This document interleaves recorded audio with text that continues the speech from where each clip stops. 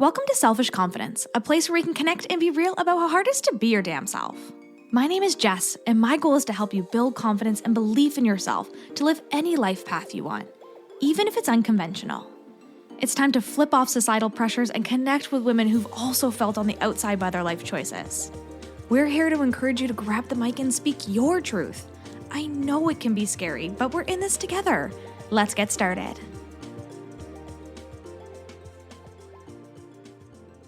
Hello, and welcome to this week's episode of the Selfish Confidence Podcast. It's Jess here, and we are in for a treat today, a really extra special treat. I have a fellow projector here, Human Design Galleys. Stephanie Earhard is here, and she is going to chat with us today about some really exciting things that she's got going on. So welcome, Steph. How you doing?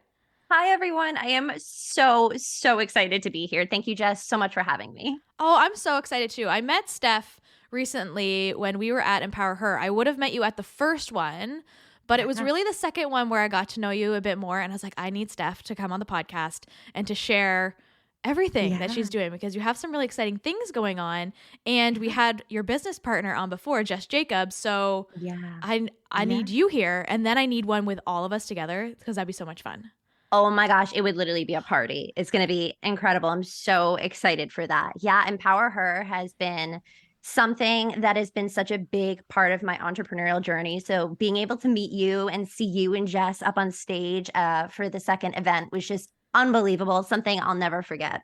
Oh, it was so much fun too. And you were so sweet in the front with your camera videotaping your best friend. And I was just like, so beautiful. And I know Jess and, well, the other Jess, all the Jesses were in the front seats, and they were like, when we go up on stage, like, your friends can have our front seats. I was like, this is so nice. Everybody was so nice, like such a beautiful community. I was just going to say that I think that's the one beautiful thing about everything that Keisha's created with Empower Her is everybody is just so nice and just so welcoming, because we're all in the same boat. Like, we're all there for similar reasons. So I do really love that about that community and everything she's created. Yeah, it's so much fun. And I'm so glad that we got to connect today and sit down and chat on the mic today. We're all cozy. We got our teas. We're all ready to go. So can you tell us a bit about you, Steph, and where your story got started? Wherever that story that you feel in your stomach right now that you want to share, where did that story get started? Oh my gosh, of course. So I can either give you guys the long version or the short version. You get to choose. You're the boss today. Yes, I'm going to go somewhere in the middle. So I'm kind of going to start like in the college era a little bit, just because I think it's so important and in my story. So when I was in college, I actually ended up switching my major about 3 different times. I went to community college for a few years, had to get things a little figured out. And then I did end up going to a 4-year university and graduating with a degree in hospitality and tourism management. But before that, I switched my major from nursing to psychology. There was just some time where I just really didn't know what I wanted, who I really was, really what I wanted out of a career. And then I landed on hospitality just because I don't know, one of my friends from college was just like, you have the personality for it, you'd be great. And I just really fell in love with the idea of like planning events. And so throughout that time in college, I was like, all right, this is it. I have figured it out. I am going to be an event planner. I am going to plan weddings. Like, I thought my life was figured out. I was like so pumped to graduate college and get this event planning job. And I just seriously, like, I thought everything was set. And so I did get a job in college for event planning. I got a job down here in New Jersey at one of the hotels around me. And it was like my absolute dream job. I felt so confident, so happy with everything. And then, of course, COVID hit. And as we all know, that really changed the trajectory and path for a lot of people, especially in the hospitality industry. And unfortunately, I lost my job. And at first, it was only supposed to be for a few weeks. It ended up being about 6 months until I went back to work. And then when I went back to work, after 2 weeks, they let me go again. And they had offered me another job within the hotel. But I was just so confused, and there was just so much going on. And there was just something in my heart and in my mind and in my gut that was just telling me, like, this is not the path for you anymore. And you're literally being like pushed off the ledge. And throughout some of the time that I was at this job, I was like making candles on the side. It was just like something to do. It was a hobby. And my boyfriend, Brett, he said when I lost my job, he goes, why don't you just go and make candles and figure it out and make it your full-time job? And part of me was like, there's absolutely no way. Like, I don't know what I'm doing. I have no idea how to do this. But then there was also a part of me that was like, no, I can do this. Like, it was just this, like the devil and the angel on the shoulders, like telling you one thing and another. But I ended up just going for it. And I had no idea what I was doing. I thought at the time that like, if I just put my candles on Instagram, everybody was going to come running and buy them. I found out a lot about that. And I started signing up for pop-up markets and different events locally. I learned about wholesaling products. I learned about candle making classes. And I learned that there's a lot of different ways that you can run a business. So through different pop-up events and local farmers markets, I met my business partner, Jess Jacobs, and we decided to create Besties in Business, which is pretty much a place for entrepreneurs to come to go through like the highs and lows of entrepreneurship. We have networking events now. We have a podcast. We just have this incredible community of so many entrepreneurs, not only just locally in New Jersey, but across pretty much the United States.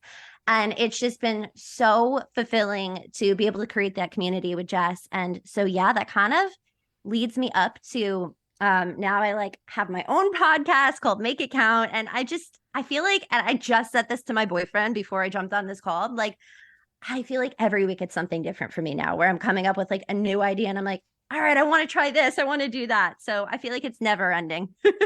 I love that. And to see your smile as you talk about everything you're doing too is like the greatest gift, because it means you're living in alignment. It means you're doing like all the things. And I just think that's so beautiful. I actually worked in hospitality too before the pandemic. So I did social media management for about like 7 or 8 different properties and their websites. So I lost my job in the pandemic too, because you didn't need a social media manager because nobody was traveling.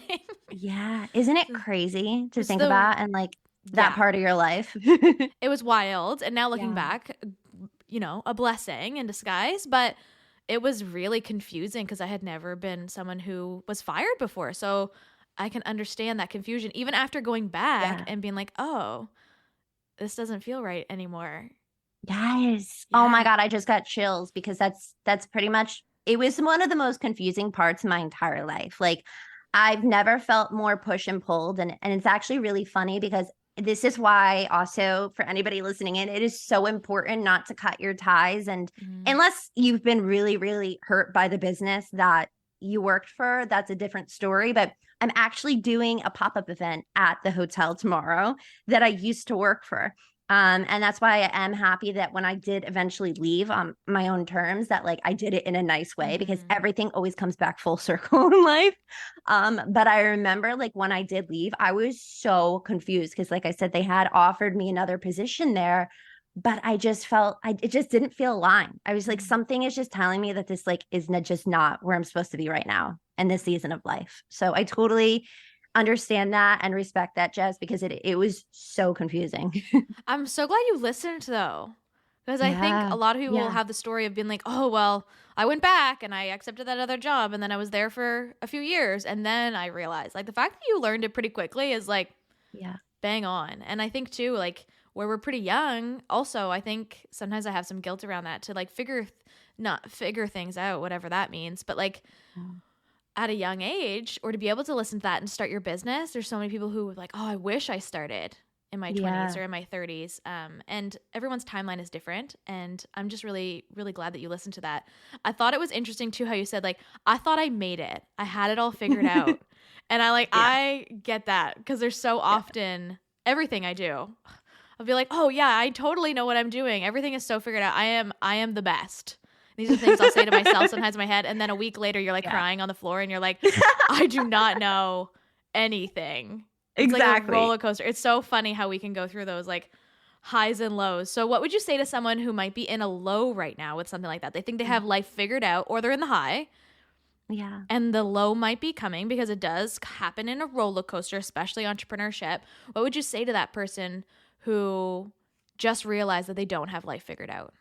That is such a good question. I would have to say, and this might be very basic, but to just feel your feelings. Let yourself feel it. Like if you need to go through that low and cry on the floor, or for me, I like to go sit on the beach and cry, which is like kind of crazy because you're in public, but that just is healing for me. Do what you need to let that feeling go and just get rid of it. So if you're in that low and you just need to cry it out, or you need to go lock your door and listen to some really loud music, or go sit on the beach, do whatever you need to do to let it go so that you can move forward, because you're going to move on from it. Like it's not going to last forever. You're going to move through it. Yeah. I feel like that sad season, like even if it's a day, is really actually helpful. Like just like let yourself have a sad day and be like, oh, I don't have it figured out. I'm only in my 20s and 30s. Like I don't know what I'm doing. Of course we don't. I don't know why we think sometimes we do. I think too, what's something that's been really helpful for me, especially these past few months and on this entrepreneurial journey, is just realizing that like these moments that we go through where we do feel that confusion or that sadness, like we are feeling that for a reason. It is really just part of our journey, and it is there for us to maybe figure something out or learn something to use it to help us grow. And something that I'm realizing now, that like when I look back on my college years, or even like I just said, like with my previous jobs or even high school, and I think about those really low moments, I am so grateful that I went through them. And I am so proud of the person that I was. And I look back on her and I'm like, wow, like you got me here. Yeah. So thank you for like going through that low and not allowing yourself to break and not giving up, but just like continuing to keep coming back and pushing forward. Yeah. Yes. I didn't realize that until the other day when someone asked me a question like, wow, like that season was so badass for you. And I was like, huh? I was a broken mess. Like, what do you mean? They're like, oh no, you're such a badass. And I was like, you know what? I am going to start to lean into that energy. Cause like, exactly. Thankful for that version of me who went through that hard season. I love that. Can you tell us about starting your first business? So the homemade New Jersey candles, like wild, like it came from you just being like, hey, I like making candles.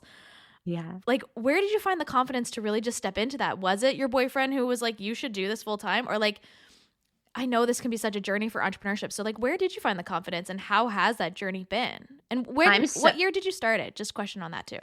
2019 was when I officially started making and selling candles. So it's actually a really, really funny story. So my boyfriend, Brett, is actually the reason that I make candles. It's actually kind of cute. So in college, I worked at this little local shop near me in New Jersey, and I just loved smelling candles. And I think that's when my entrepreneurial spirit really began. I mean, there's plenty of other times, but that was really like the moment for me where I think I realized like that it's something I really wanted to do, was be an entrepreneur, because I worked for this lady in this shop, and I just loved seeing all these people that were making things and bringing them in there. And at the time, they didn't call them pop-up events. They would call them trunk shows, because it's like you bring everything in a trunk and sell it. And I just thought it was so cool. And I would go home to Brett and tell him like, there's these people and they make candles and they make bracelets and they sell them. And this is so cool. And Brett's like 4 years older than me. So he definitely had a little bit of more experience in like the entrepreneurial mindset. He actually was like an entrepreneur before I was, like, by all means. He's incredible. He's done so many things on his own. So he would tell me, he's like, well, why don't you do that? Like you could do that. And at the time, like we had just met. This was like not even a year into us dating. And I was like, absolutely not. No, that's not for me. Like I can't do those things. And so a few years later, when we started living together, he was like, well, I really, really think you could make candles. Like, I don't know why you're holding yourself back. And I was like, because I've never been the person that's crafty or could do these things. And so he bought me a box of wax and he bought me some like things for candle making. And he's like, you're never going to know if you don't try. And so I did it. I just like made the worst crappy candles in the entire world. They didn't even smell. They barely burnt. but I was proud of myself. And, I think it was just one of those moments where I was like, okay, they're crappy and they're not the best, but like, I can do this. I can make them better. And yeah, that was kind of where I started with it. And I always have to give some sort of credit to Brett because he was a huge influence for me with it. That's so nice to have someone Yeah. to believe in you that much to actually get started. Yeah. Yeah. And it's funny because I don't think I ever would have done it on my own. Now I think it's a completely different story. I have a lot more confidence. And to somebody who is in that spot, that I was when Brett was pushing me, I always try to tell people like, you can do it and it's going to come out crappy at first. Like it's not going to be perfect. And you just have to keep going and learning and researching and figuring it out. How long do you think it took you from first crappy candle to like starting to understand if you have it figured out? Oof. I still don't really fully have it figured out. I don't think I'm ever going to. Yeah, I'm learning every single day, especially with a product-based business. It's never like, okay, I have the best candle ever. No, I still screw up. I still learn things every day. And I think that's the beauty in it.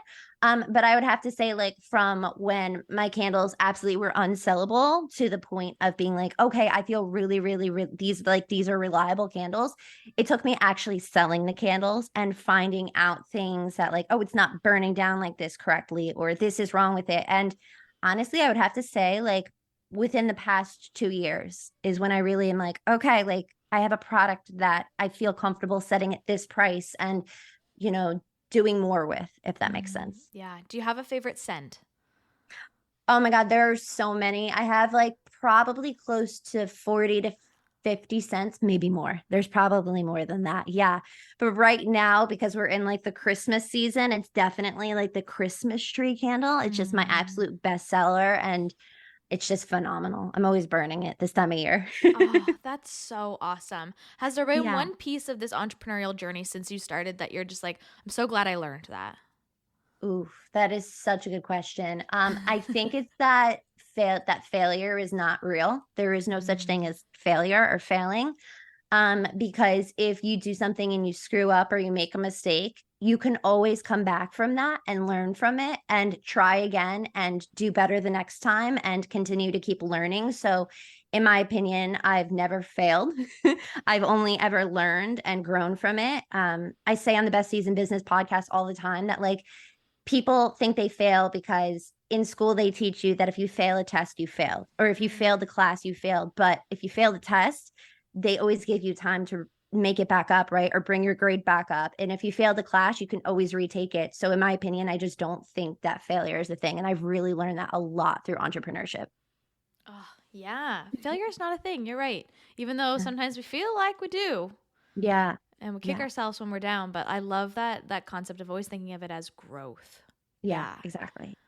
Like, and I'm not a crafty gal, at all. So the way that you said that too, like I wasn't a crafty person. The fact that you built a product-based business as not a crafty gal is impressive. So what would you say to the person who's listening right now and they're like, I am crafty. Like I can make some things. I have a craft room, I make bracelets or I do this and it's just for fun. But I don't know how to turn it into a business. Like what would you tell them? I love this question so much because I think it's so important. And just I've seen a lot of people in this past year or so through the Best Season Business community that they come and that's the biggest thing is they have something, they have an idea, but they're so scared to take a step on it or take action in it. And something that I would definitely say to somebody that might want to start a product-based business is that you are never going to know if you don't try. It's so true. When I first started like selling my candles, I had absolutely no idea where to start. Like I said, I was like on Instagram, had like maybe 50 followers, and I was just like, all these people are going to start buying my candles, right? And honestly, it was mostly like friends and family that were buying candles at the time. I didn't know my pricing structure, nothing. And it wasn't until I started going to like stores, right? And again, my boyfriend Brett was the first person that ever pushed me to go and try to wholesale in a store. And the first store I ever went to, I physically thought I was going to puke all over this lady's floor. I felt so bad. We walked into the store and Brett literally had to like hold my hand and bring me to the counter. And he told the lady, he's like, she makes candles. And I couldn't even speak. I was just like, oh my God, like, what do I do?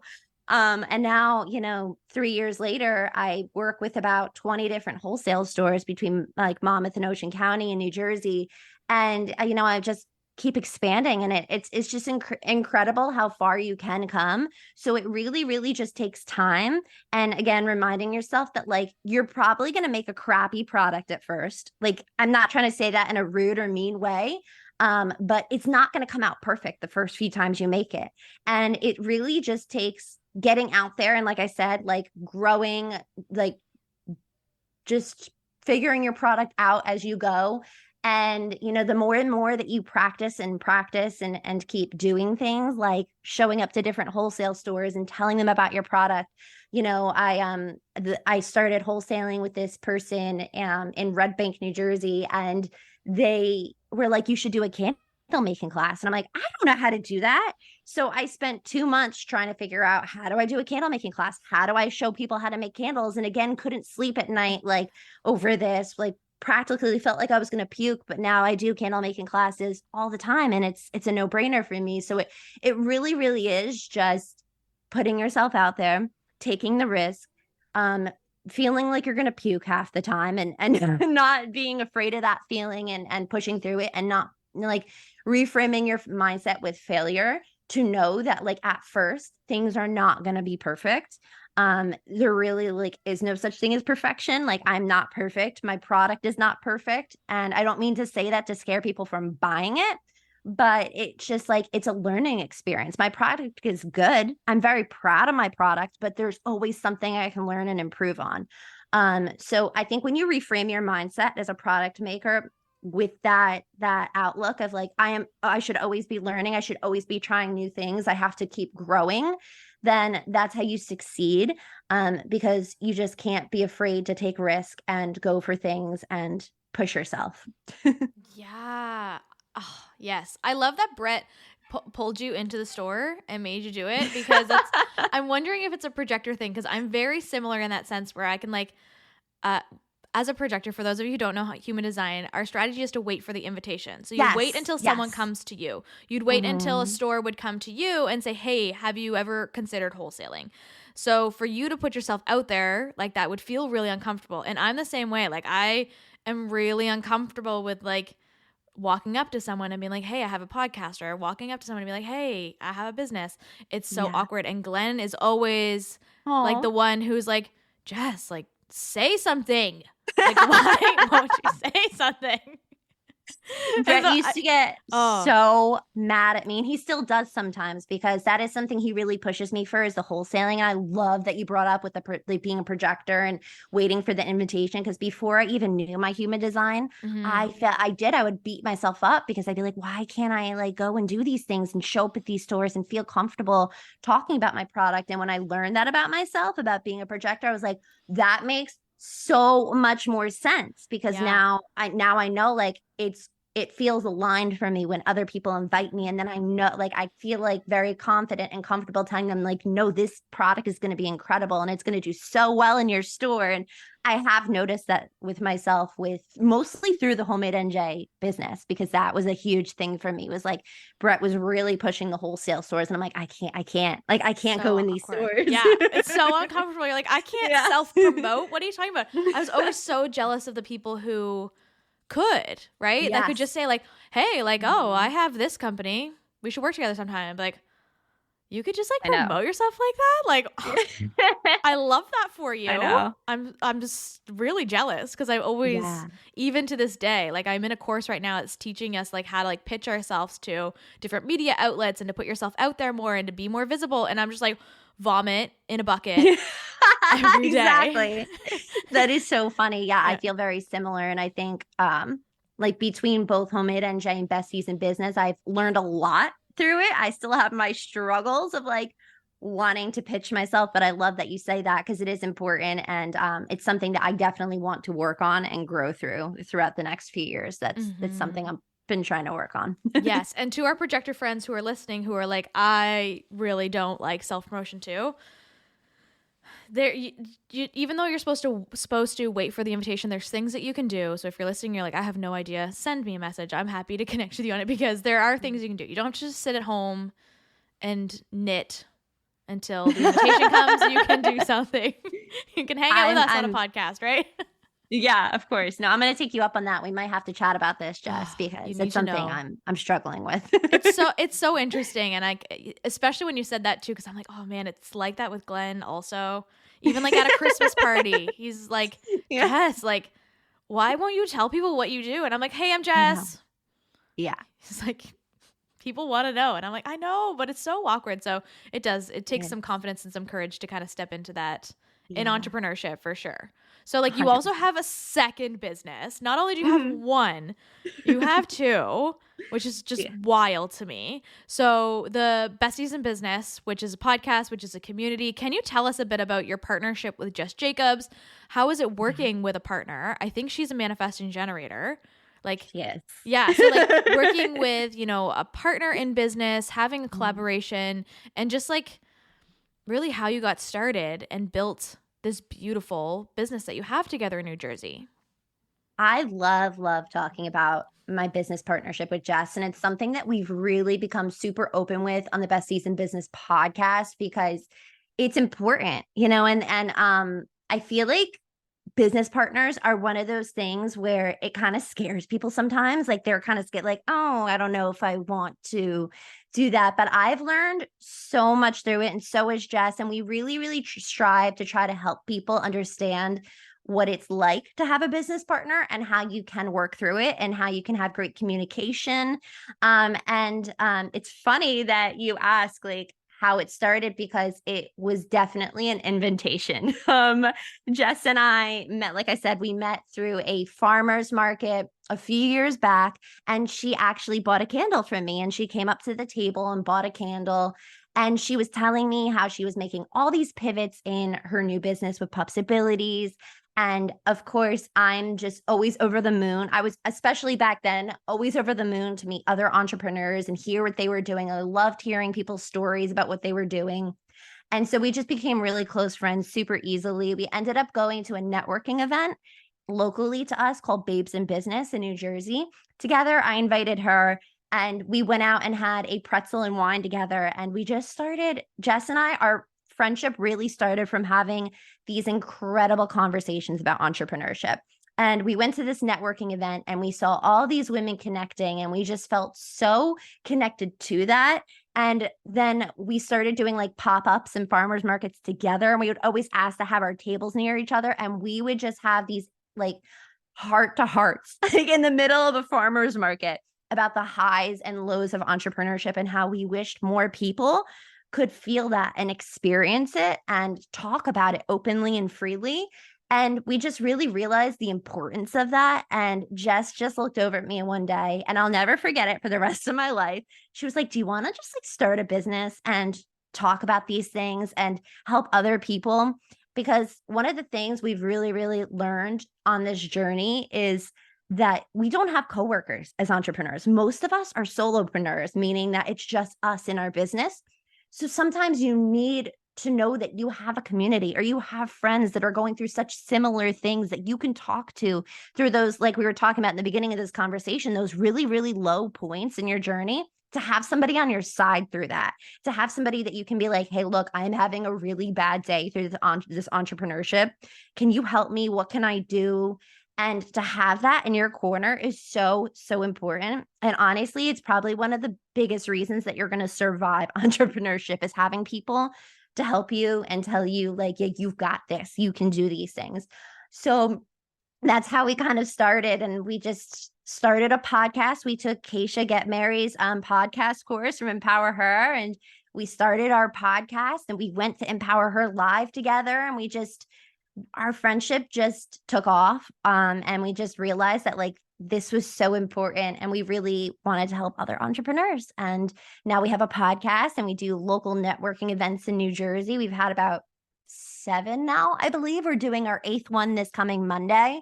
So it's just been so incredible. And I'm so grateful for the partnership with Jess. And like I said before, we've learned so much about how to communicate with each other. That was really the biggest thing that we learned was like, okay, texting doesn't always work for business partners. Like it is really important to have phone calls, make sure that we're putting our friendship first too, and meet up like once a month, not to do work, but to just hang out and maybe have a glass of wine and chat, So we've learned so, so much. And, I hope that we can help other people one day who want to start partnerships as well.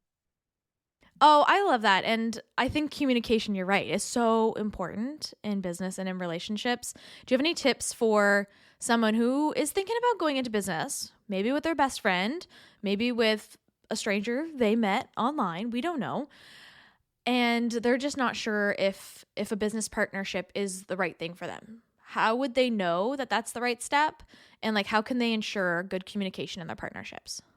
I love this question. So the biggest thing that I can say is that when Jess and I started our business partnership, I had this just gut feeling that I have only felt maybe one or two times in my life. It was just this pull. It literally was like, I can't even describe it. When you're like at the top of a roller coaster and your gut just clenches, but in a fun way, and you're just like, so good. Oh my God. So that's literally how I felt. And it was the quickest yes I've ever had in my entire life. And I just knew throughout my entire body that this was going to be not only life-changing, but I knew we were going to be able to help so many people. And in the back of my mind, I just knew for some reason, not even knowing Jess that well, that we were going to figure it all out no matter what. And I would have to say the biggest thing in a business partnership is you just have to be very confident that the person that you're going into business with, you can trust, that you can talk to about absolutely anything, even outside of business. Like there are things I've told Jess that I've never told anybody else in my entire life. And we've only been friends for about 2 or 3 years.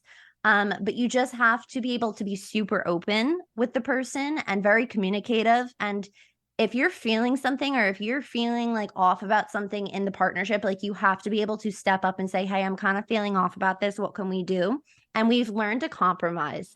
And we always joke around that our business partnership is kind of like a sisterhood / being married, because we literally have a contract. Like I am more contracted to Jess than I am with my boyfriend right now. Like, as weird as that is to say, and as corny and creepy as that sounds, like Jess and I literally signed a contract between each other.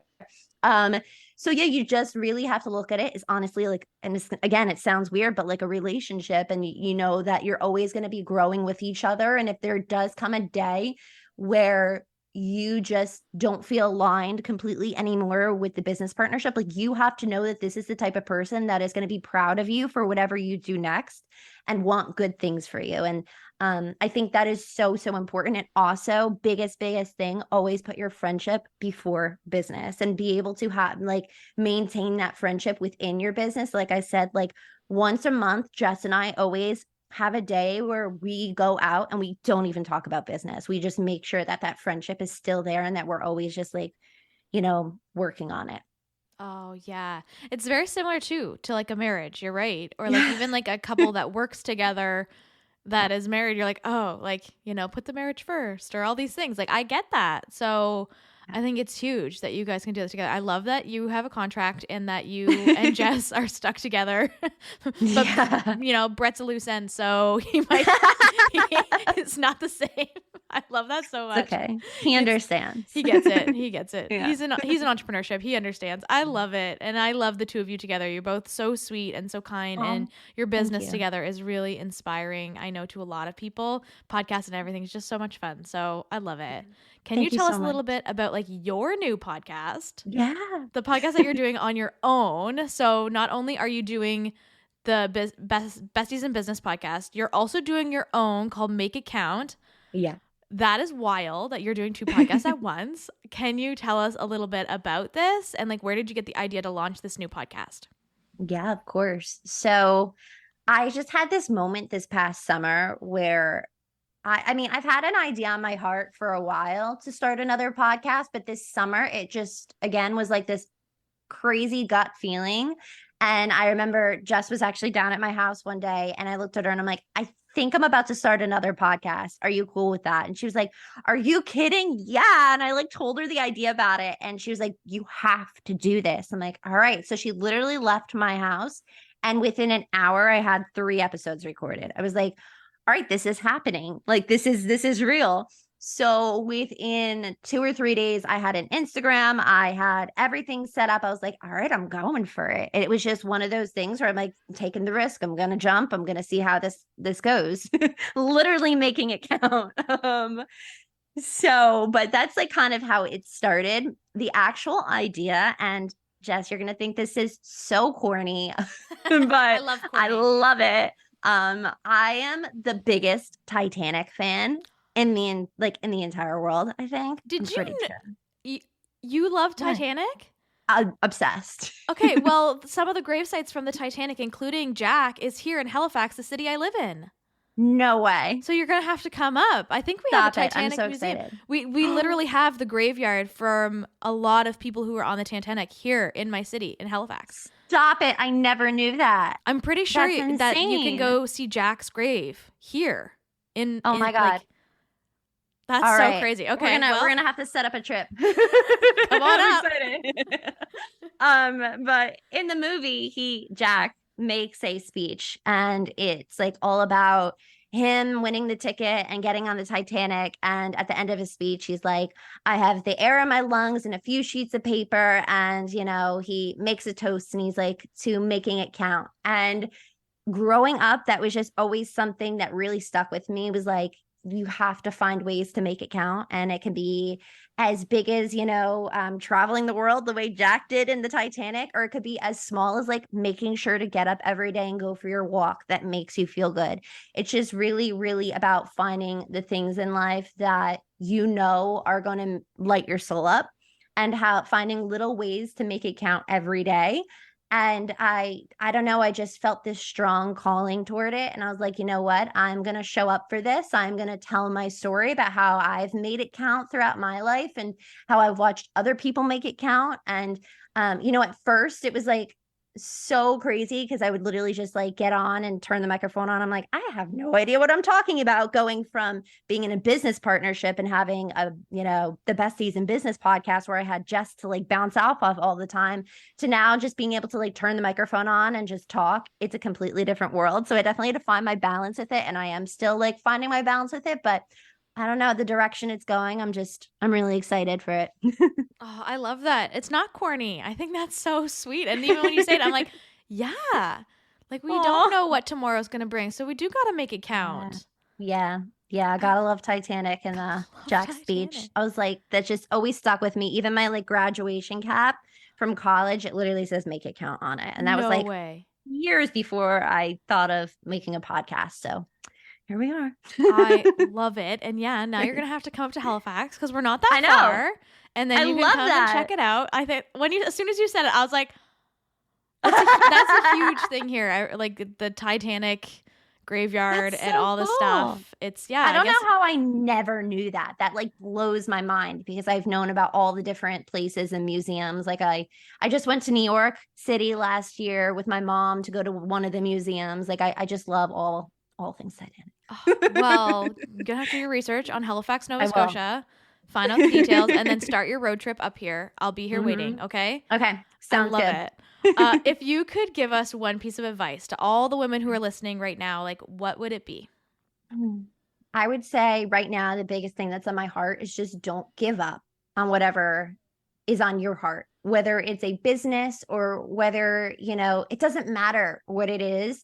Whatever's on your heart that you're passionate about, that you want to bring to this world, whatever light that is, just don't give up on it. And it's going to change a million times. You're going to pivot a million times, but figure it out. Just don't give up on it and keep going because it will be worth it. Like we will all get to where we want to be. We just got to keep pushing.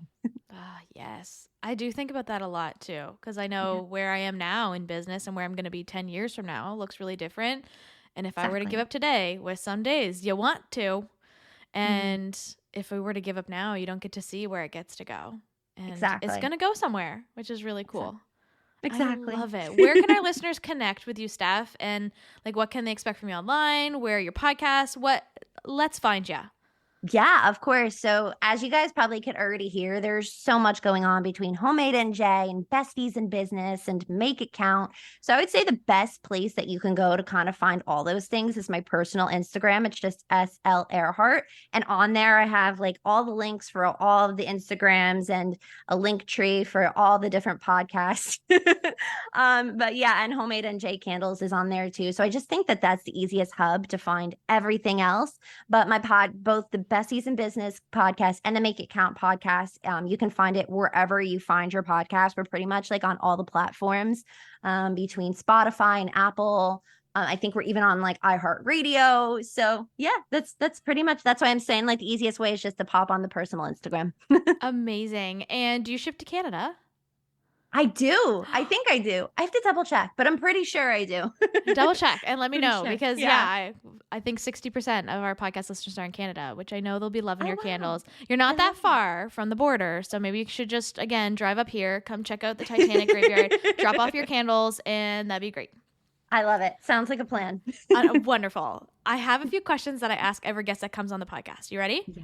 Okay. Of course. What is your favorite compliment to receive? Ooh.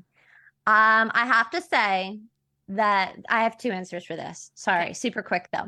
So you actually gave me a compliment when we were at Empower Her when you met me. You walked out and you said that my energy was like a warm hug. And for some reason that just like made my day that day. I was like, that was the sweetest thing anybody has ever said to me. Well, it is. So I have to say thank you for that because that really made my day. But I do like when people tell me how I make them feel. So whether it's something like that, where it's like, my energy is really good, or I make them happy, or they feel comfortable around me. I like knowing that I'm making people feel something nice.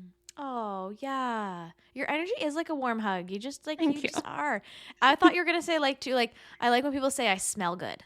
Because like where you have a candle company, like that would be a great compliment, right? Like, oh, like you I do smell get that good. a lot. That's funny. They're like, oh yeah, like Steph and smelling good, they go together. Yeah, I do. That is funny. I do get that one quite a bit now. That's so so funny. that's a good one too. What is your favorite thing to boost your mood when you're feeling grumpy? I love going for a good walk. I try to walk every day, but I also love a good dance party. I guess just moving my body, especially Taylor Swift. She just has a song for every mood. So yeah, I'll put on Taylor Swift and either go for a walk or have a dance party. Oh, yeah, that's good. That's good. Do you have a song or quote that boosts your confidence? So I don't know if you remember this, Jess, but at the first Empower Her live, Amber Lillystrom brought her daughter on stage and they sang Unstoppable. Yes. And from that point on, like that was just one of my favorite songs. And it came on like the day I got home. It was just like randomly came on the radio and I was in the car with my mom and I was just sobbing. I'm like, this is my song. So now every time I need like a confidence boost, that's the song I put on. It's so good. And that moment was magical. And I'm right there with you. That's a great one. Good choice. Thanks. Well, thanks so much for being here, Steph, and for sharing all of your insights in business and sharing your truth with us and just being you. Like, I really appreciate you coming here and sharing your confidence with us today. Thank you so much for having me on. I'm so excited. I love your podcast. I love everything you're doing, Jess, and I really appreciate you. Oh, I just love you. Oh, I can't wait to come to Canada and see you. Come on down. Or wait, come on up. Yeah. What's up, sis? I am so glad we could hang out today. If you love this episode, send it to a friend or share it on your social media and tag me so I can personally thank you for helping me sprinkle some confidence in the world. And don't forget, you are magic. Let's show the world your shine.